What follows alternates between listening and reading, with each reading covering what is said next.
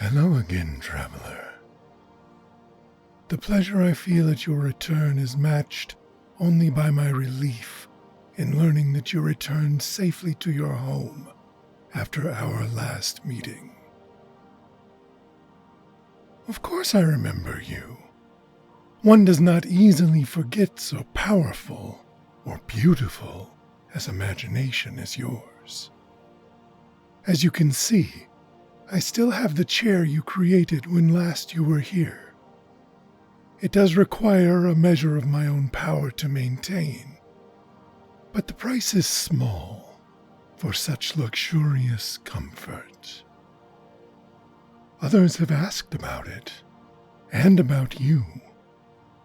Fear not, traveler. I would never divulge information about you without your permission.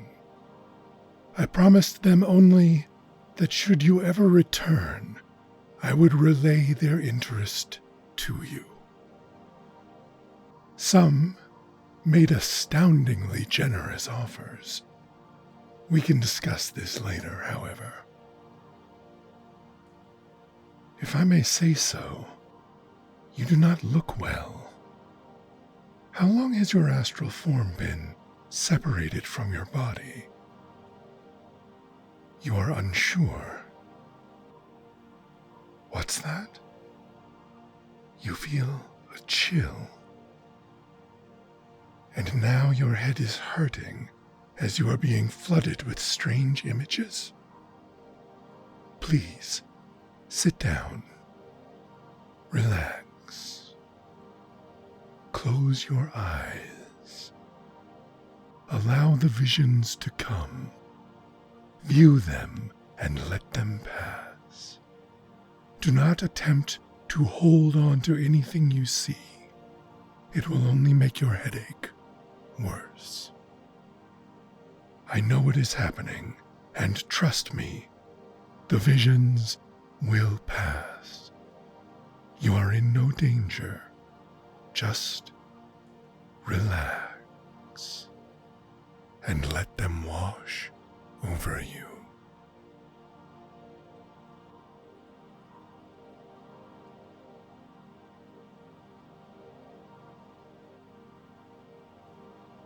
While you are experiencing these visions, I will create a beverage for you to drink when they have finished.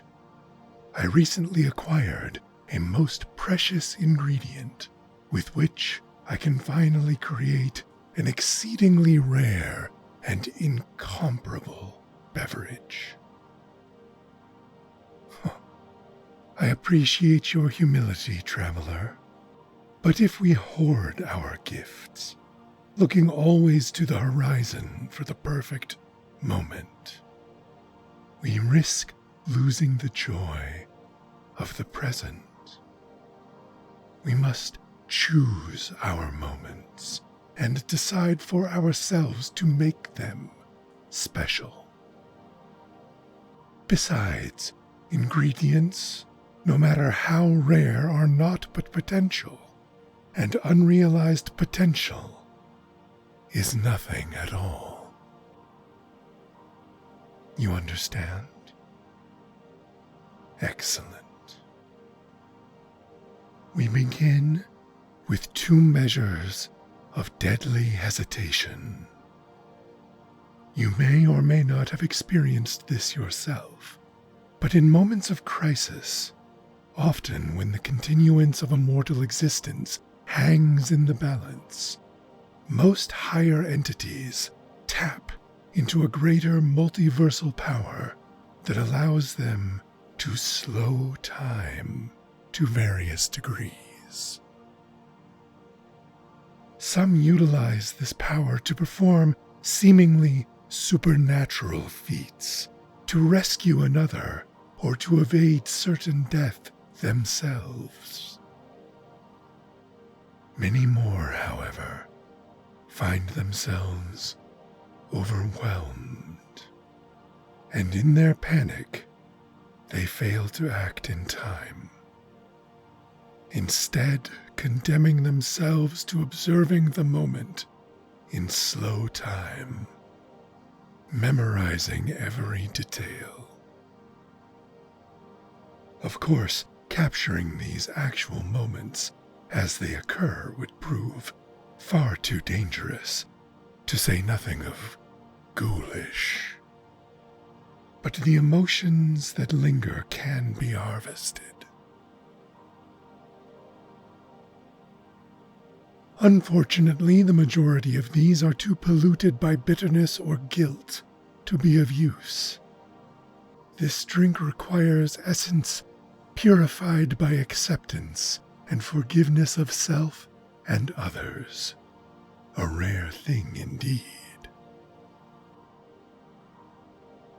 For our purposes, it will create a similar stretching of time, but without the accompanying peril. To this, I add 4 drops of Dryad's Resolve, which, by your slight smile, I see you remember from our last visit. Then, however, its purpose was to burn away negative emotions and focus your mind. In this potion, it will anchor the corners of time, keeping it taut and preventing any spikes or bubbles from disturbing us. You say the visions have ceased? Ah, just in time, as I am about to add the final ingredient.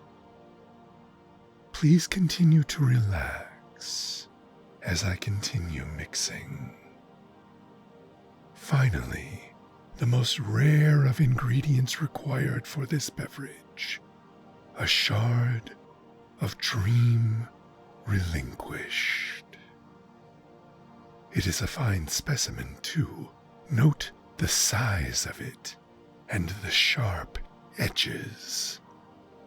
Nearly all beings capable of imagining a better life for themselves or their offspring will cling to their dreams, even after they have been ground to dust.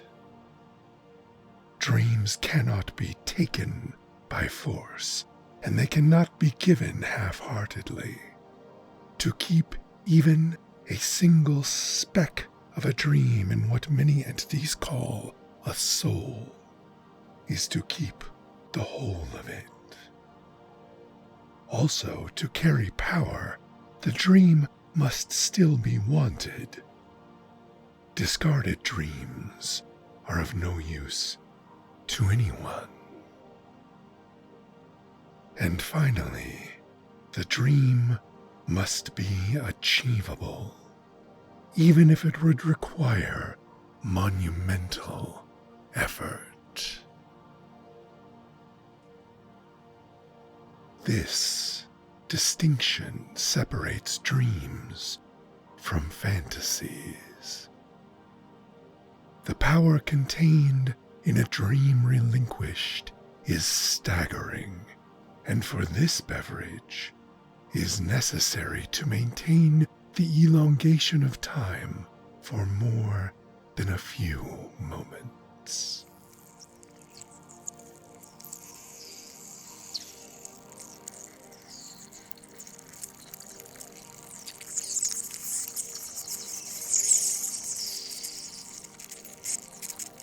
That sound is the releasing of energy from the dream.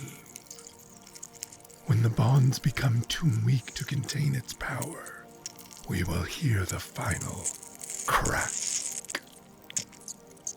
Then it will be ready to drink.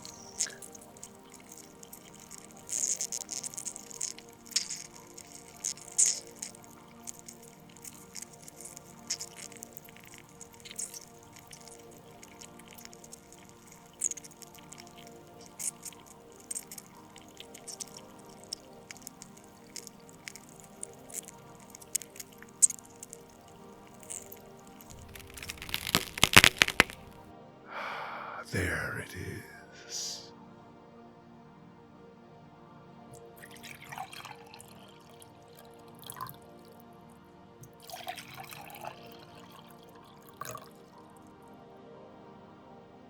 to you, traveler.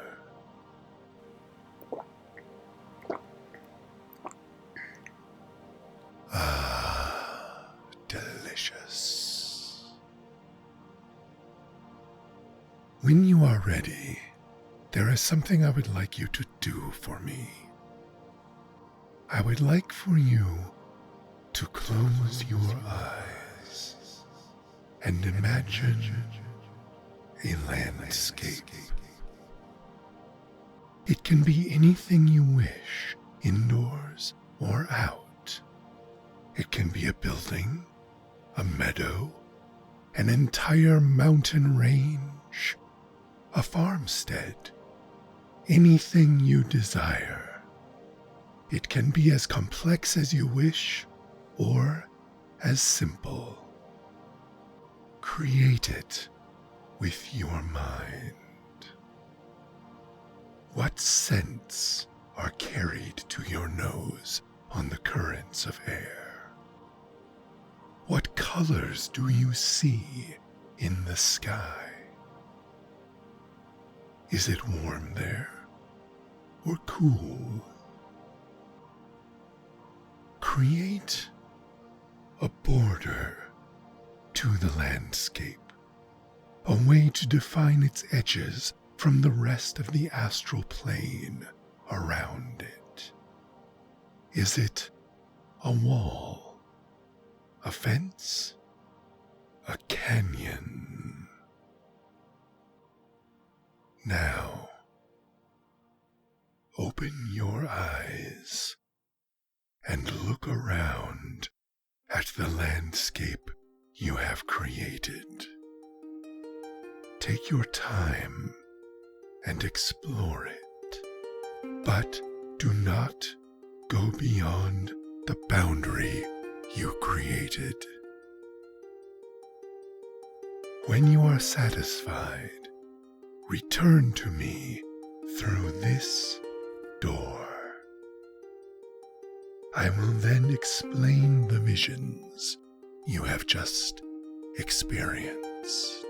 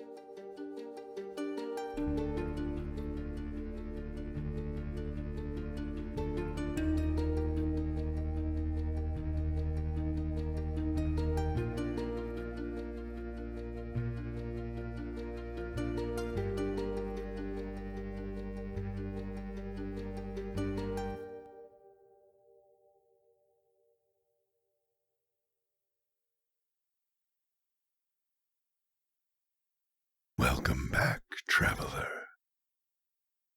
I trust you enjoyed your exploration. Now, time is no longer an object.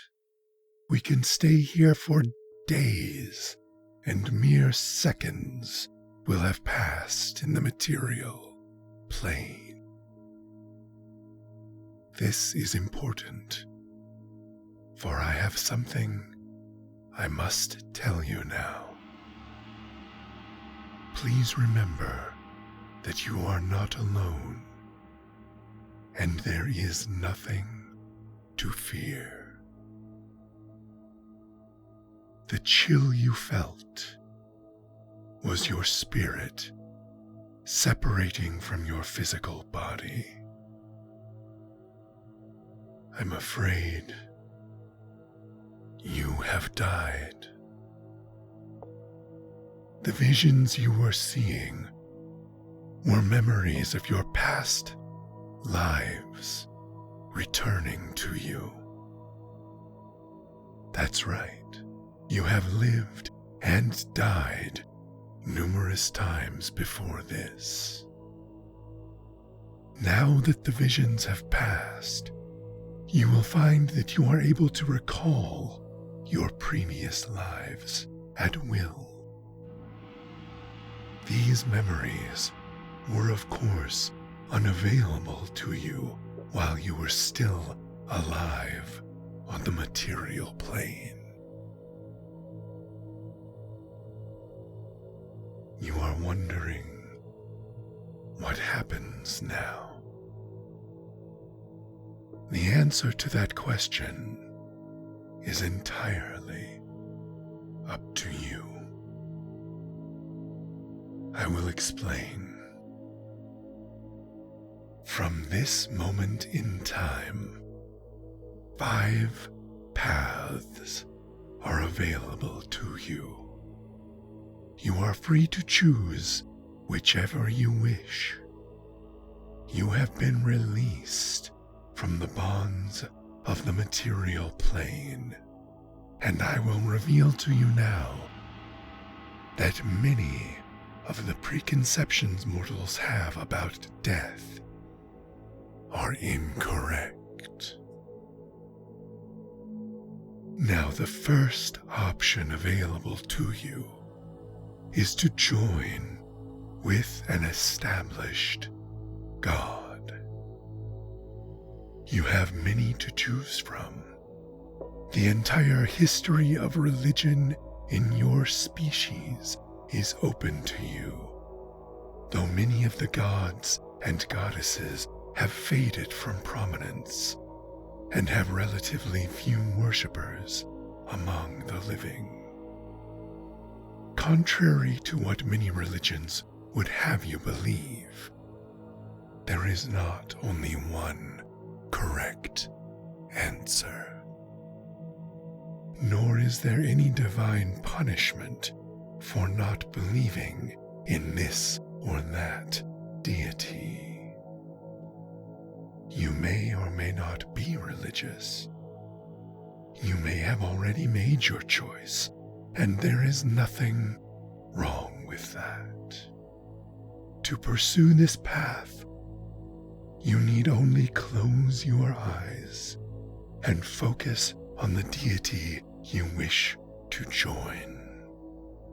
You will be brought before them, and you will give them your spiritual power in exchange for a place in their afterlife.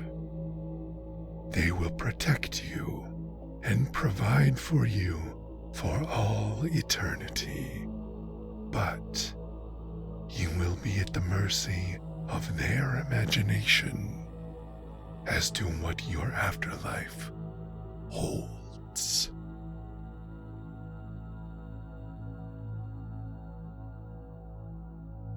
Your second option is to create a personal afterlife for yourself. You have, in fact, already done this. The landscape you created and explored was just that, an afterlife of your own making. It is not a prison. You can visit others and have visitors of your own, just as I do here in my afterlife. This is my landscape, row upon row of ingredients that I use to aid travelers such as yourself. I also have numerous shelves of books that were never written. and my borders are a thick black mist that, when you walk through it, leads you back to the endless void of the astral plane. With this decision, you are in complete control of your private afterlife, though you are limited in what you can create by your own spiritual power. Over time, your power can grow or fade as you either do or do not use it. With enough time and experience, you too could begin trading with other beings, as I do, assisting them in exchange for slivers of their own power, memories, or experiences.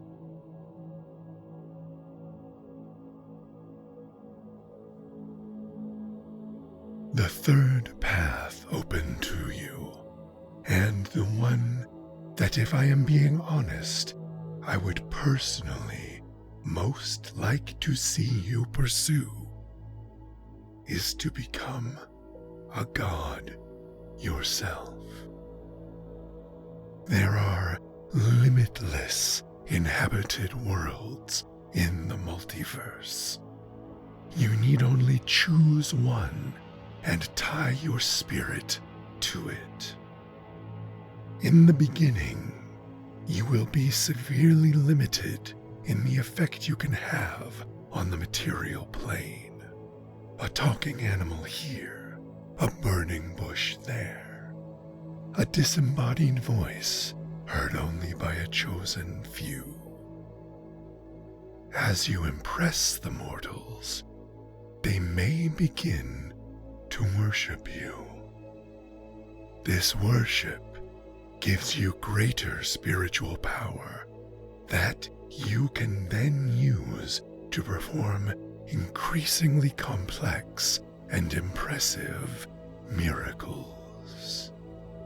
You can eventually even create a physical avatar, a material body that you can inhabit to walk amongst your worshippers for a time.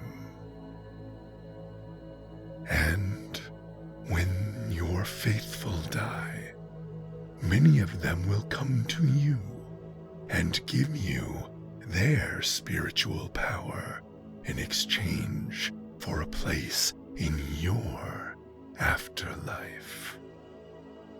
The more souls that pledge their power to you, the greater the paradise you can create for them to share. You will protect them and provide for them for all eternity, and you can make your afterlife whatever you want it to be. Now, of course, there is no guarantee that the mortals will worship you. It may be millennia before you have any. But you do not need to go it alone if you don't wish to. Some gods band together to form pantheons, sharing power and imagination. Several of the beings I mentioned earlier who asked about you were gods looking for others to join their pantheons. If you wish to pursue this path, I can put you in touch with them.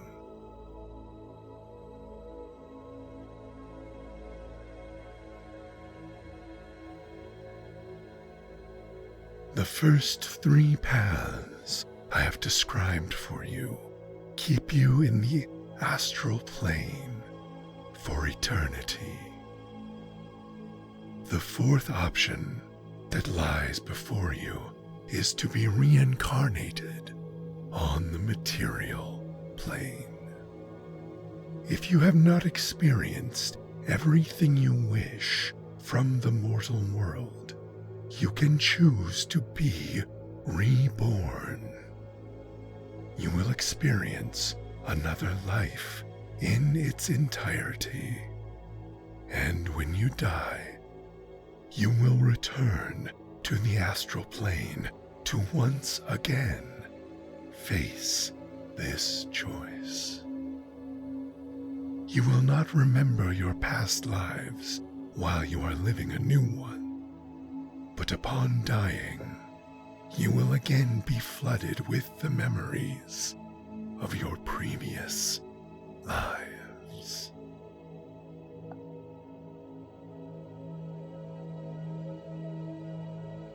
Now, usually, you will only have these 4 choices from which to make your decision.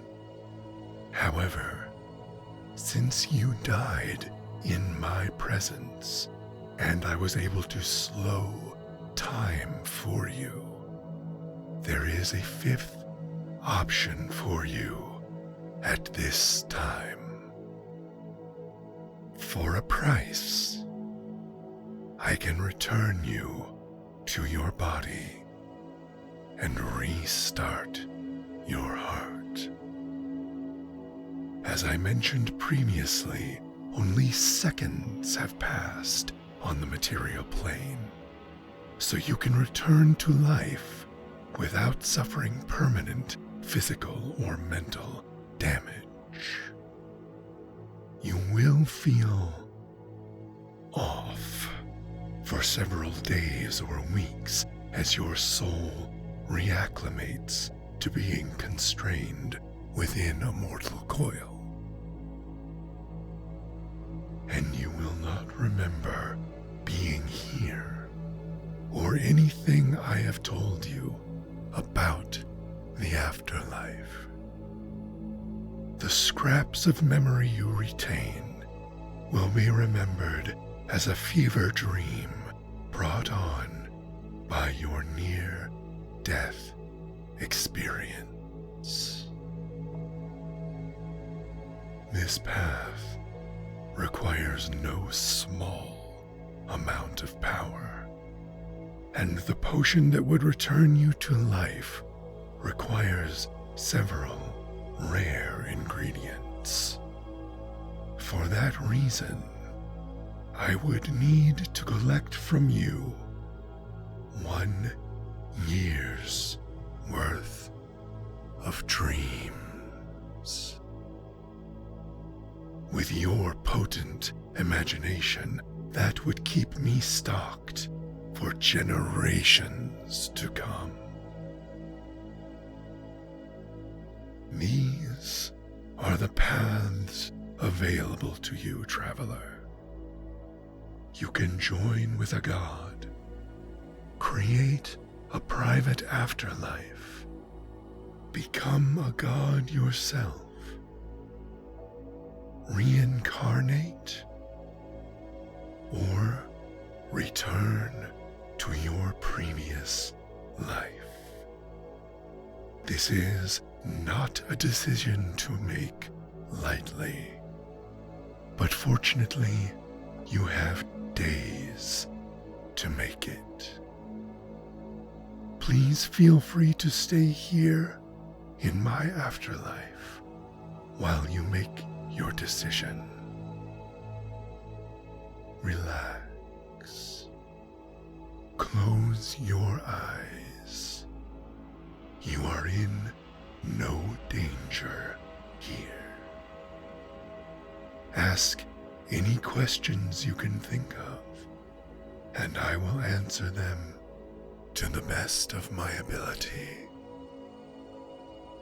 Sleep on it if you wish.